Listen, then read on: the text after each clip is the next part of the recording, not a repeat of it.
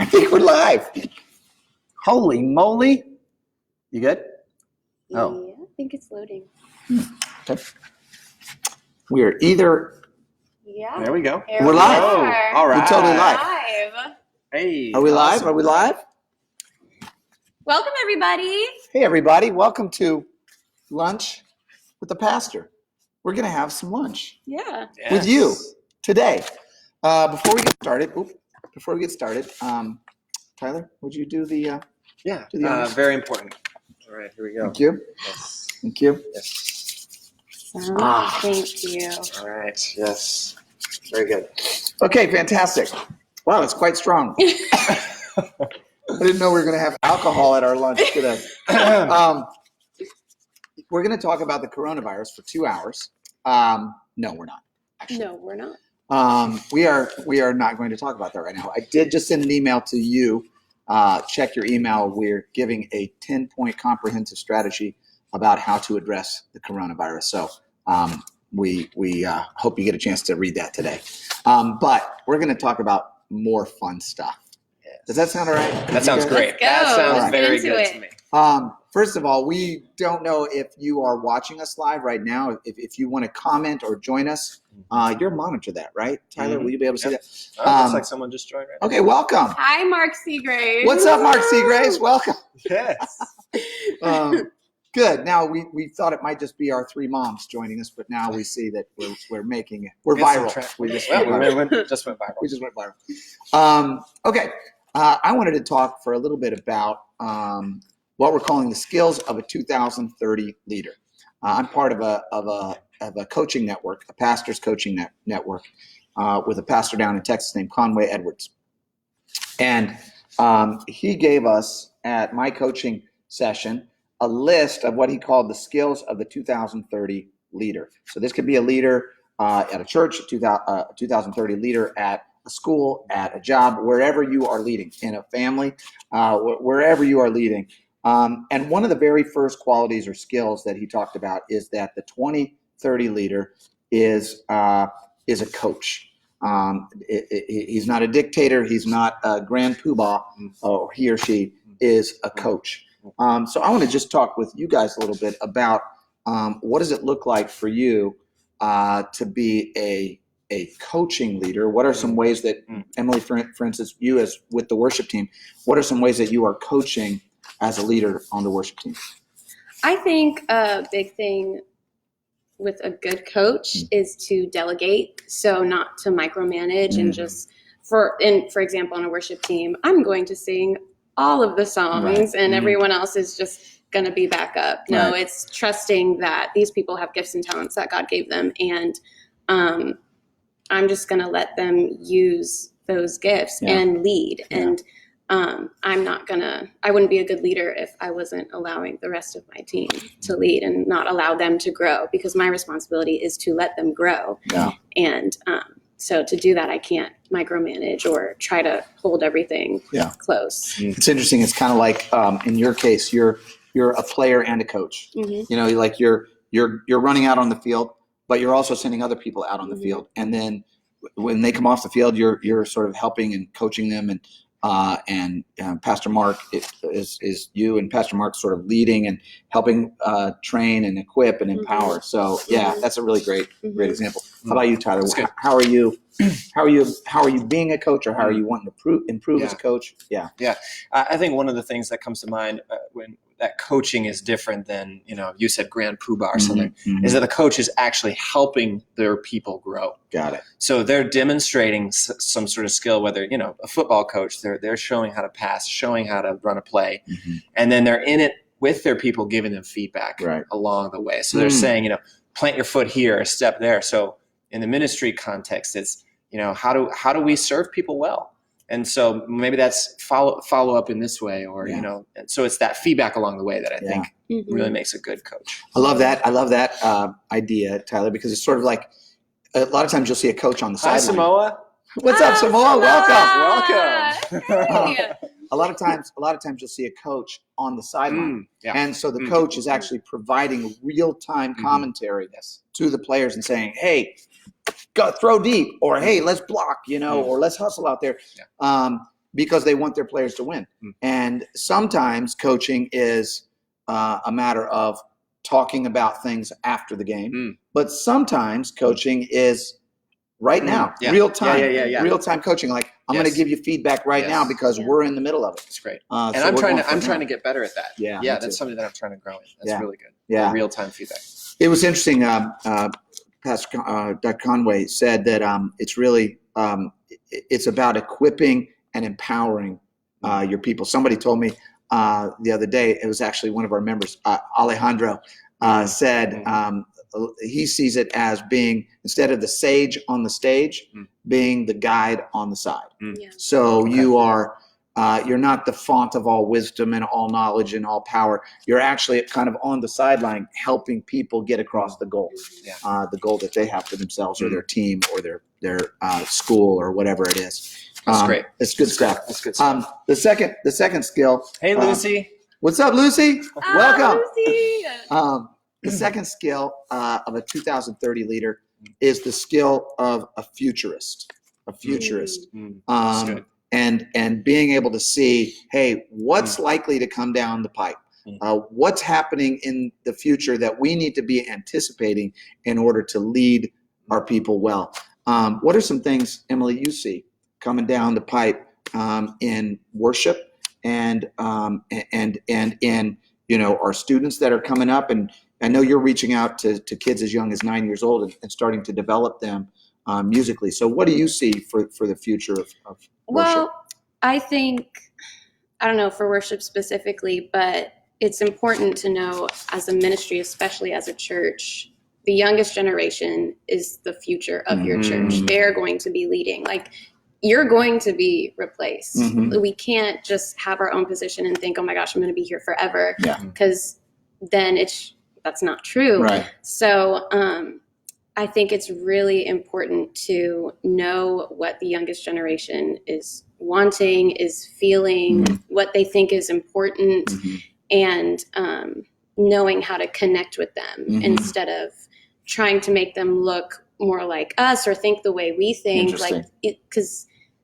they'll sense that the connection isn't there. And I think a big thing for the youngest generation is they need genuine, authentic relationships and discussion. And if they don't get that, then they're out. Yeah, they're deuces. There's like no reason to be engaged. So it's interesting when you look at Jesus's teaching. A very high percentage of his teaching was given in response to a question. So he would spend as much time listening as he would speaking. And so he had his ear to the ground of what are the needs, like you mentioned, the felt needs, the desires, the hurts, the pain points, the longings of the people that he's ministering to, so that the truth that he brings, he can bring into the questions that people are asking. A lot of times I think in ministry, one thing that all of us can be guilty of from time to time is answering questions that nobody's asking. And we're spouting off information that's not relevant. But having that ear to the ground and going, where are the hearts of the people that we're leading? What's inside of their heart? Where are their pain points and their longings? How about you? Yeah, that makes me think of the idea of going to where people are, and really being audience focused. Where are our members? Where are our guests? They're on Facebook. They're on Facebook. So we're here. But Pastor Brent, you've been pushing us to think about the TikTok platform. Yeah. I think that's a good example of going to where people are. Gen Z, that's where they're at, and so we want to be there with them. Plus, I've been refining my dance moves. Right. You want to show the world.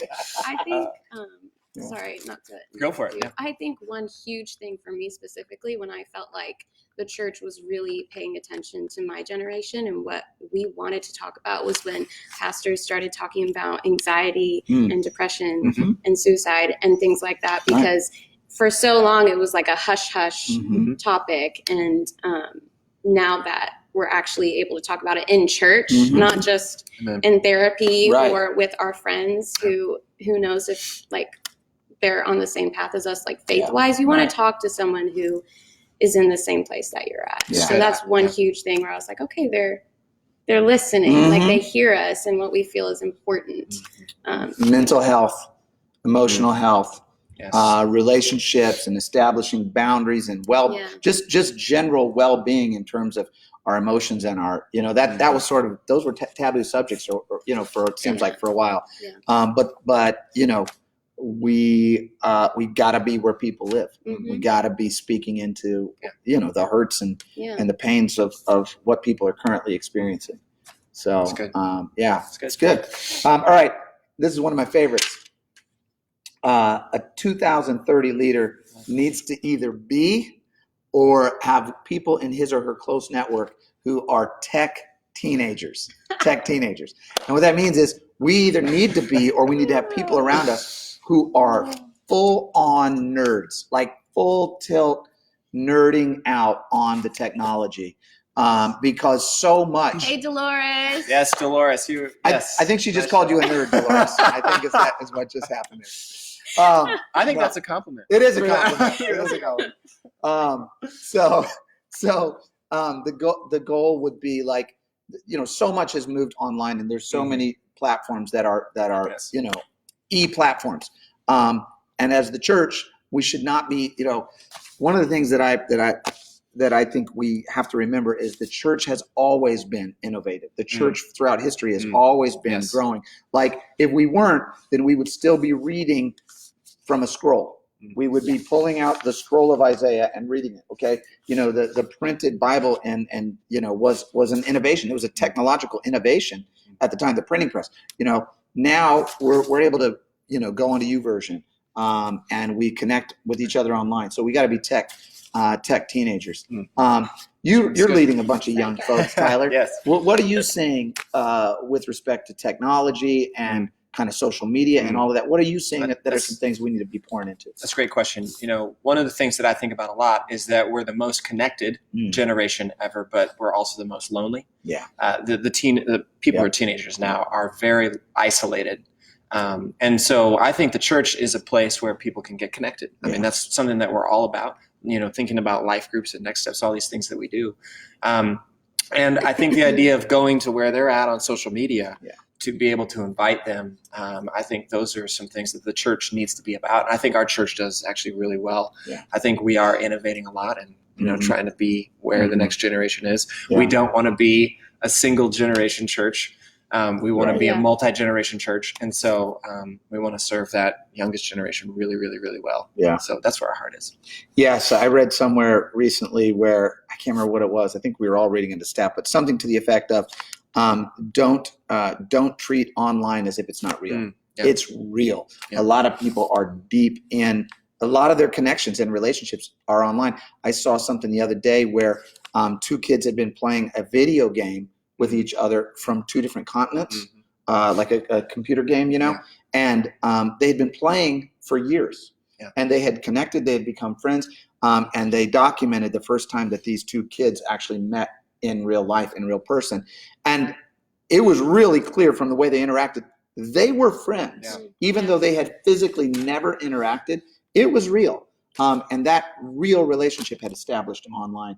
What are you seeing, Emily, in terms of like your friends and the way people are interacting online and ways that we as a church can lean into that?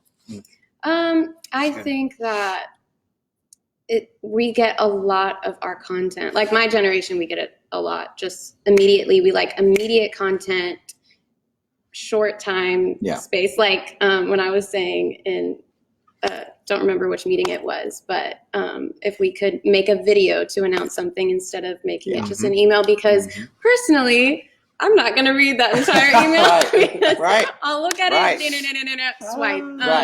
So you just have to kind of learn, and there's simple ways of just being innovative and learning how to communicate best to the people that you're wanting to serve and you're wanting to reach out to. It's wonderful. Yeah. We were talking this week about just online innovation and the people who are doing it really well, especially in churches. You see them because they show up in your feed. Pastor Mike Todd where are they? Tulsa. Transformation. That dude is on my feed. He's everywhere. I never met the guy. He's everywhere. But because they've gotten smart, they have adapted, and they're fluid. They're innovative.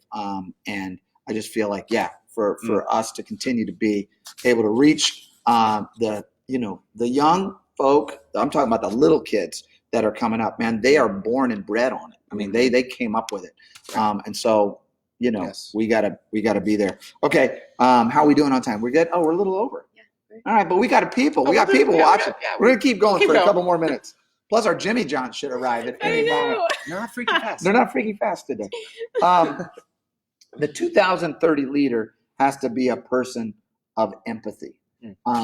Empathy has always been important, but it just seems like it's more important now than ever before, because the reality is, it seems like if you are an empathetic leader, you're going to be able to reach people who are living in a very alienated community. Right.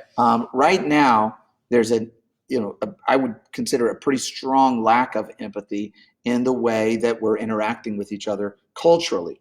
So if I view things politically this way and somebody else views things politically this way, it appears to me that there's not so much of an attempt to try to understand the perspective of people that disagree with you. We automatically just sort of cut people off, throw bombs, and alienate.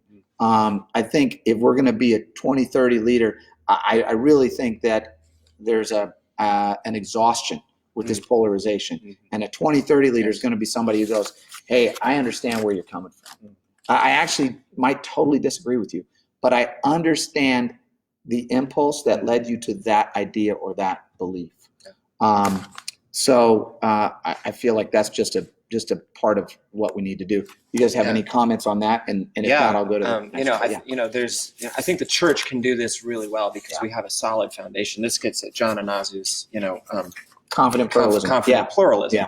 Yeah. There's a confidence that we have as believers that we can disagree and still have Jesus. Yeah. And so, we can disagree and still love each other. And I think the church should be really, really, really good at loving people. The best. It should be the best. We should be the best. We should be the best at loving people. And so empathy is going to play a huge role, especially. And the other beautiful thing, the opportunity in this culture that's divided. Oh, Jimmy John's getting showing up. Yes. Come on in, guys. You want to say hi to everyone? Look who we got here. Oh yeah. Thank you. Nice Thank to you. see you. Thank you. Empathy. They knew we were hungry. They understand. Keep ripping on that. That was good. Yeah, what was I saying? You were saying that, the church should be the best spot for that. Yeah, so the church, the opportunity in a culture where there is so much division is that you can stand out if you're different. Right. And so the church should be a place that's standing out right now as a place where anybody can come together and we can empathize with one another.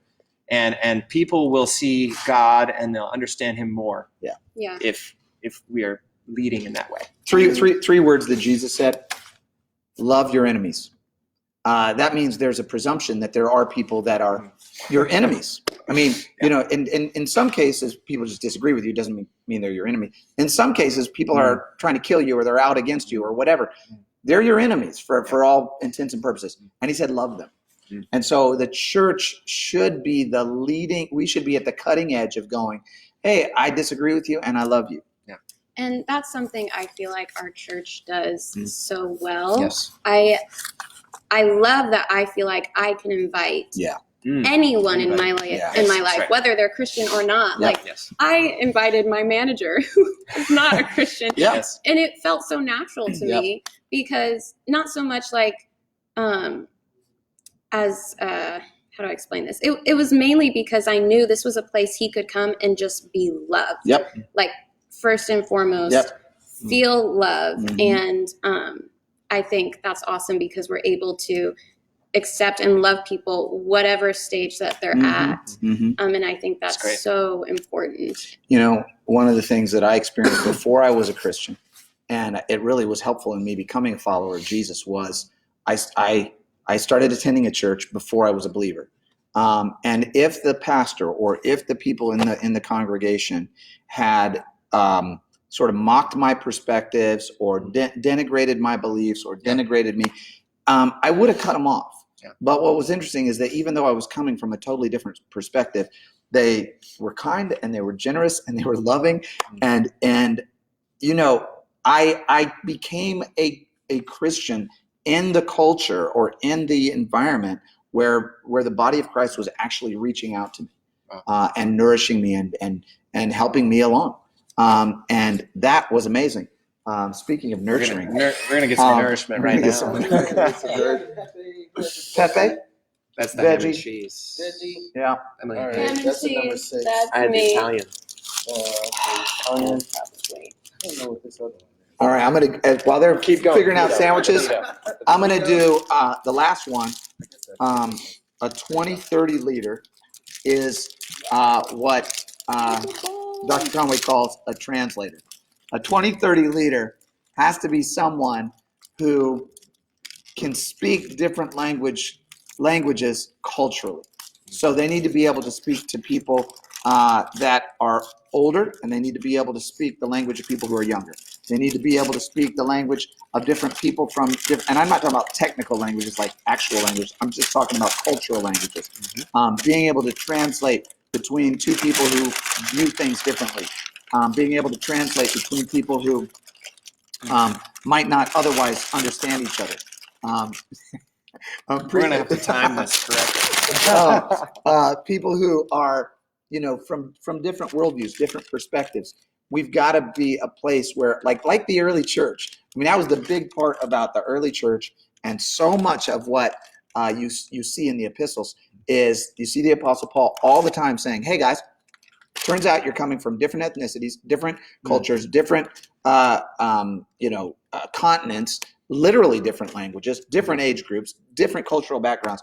You got to love each other. You got to understand each other. You got to forgive one another. You got to try to understand where the other people are coming from." And he became a translator across cultures, which is what allowed the church to actually flourish around the world so early on. So translating, where are you guys seeing that skill put to work in the ministries where you're serving? Well, I thought of, I'm not serving in this ministry, but I thought of the life group La Familia and just how beautiful it is that, I don't know, I feel like that life group is just so cool. I saw a video of you guys worshiping in Spanish, and it's just a beautiful reminder that the church isn't just an English-speaking church, or it's a diverse church, and that means different languages, different ages, different cultures. And that's what made me that's think awesome. of. That's really, really good. Yeah. I think, we've got people coming in who are just totally different from each other. And I think this is a place that they can feel comfortable and loved. And, I think our city is very divided. And so One Family Church can be a place that's bridging those gaps and bridging those, those places that people wouldn't, they're not going to see each other at the grocery store. They go to different places. But church is a place where they can come together and they can, start relationship. I think relationship is the beginning of coming together and being one. And so you have to start to kind of rub shoulders with people and get to know them. And God uses that to change your heart, change their heart, and do ministry. One of our core values as a church that we've talked about a lot is unity and diversity. And what that means for us is not just diversity. So we're not just a group of people that are kind of different from each other altogether. Martin Luther King said, it's not just rubbing elbows, it actually becomes knitting hearts. And a lot of times we start, as you mentioned, Tyler, we start just sort of rubbing shoulders and rubbing elbows with somebody, but then the church actually takes us to where we go, it actually changes our understanding of one another. We go, we're actually brothers and sisters, for real. Yeah, that's great. So we become families. We actually become family. We begin to understand God as Father, and if God is Father, then everybody else is brother and sister, and that's what brings us together. I don't know how we're ending on our mission statement, but look at that. We are. See, we didn't even plan it. Together in love.